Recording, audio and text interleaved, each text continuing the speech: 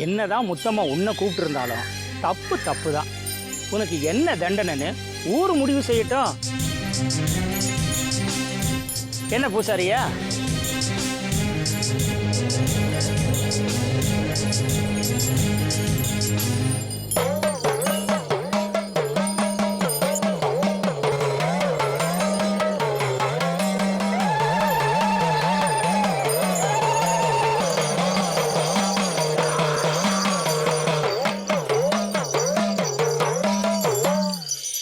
நான் தாண்டா கருப்பு வந்திருக்கேன்.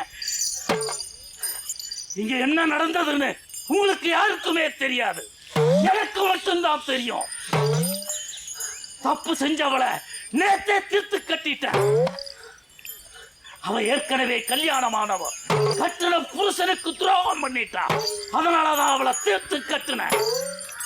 கந்தன் கல்யாணம் ஆகாதவன், ஆனாலும் தப்பு தப்பு தான்.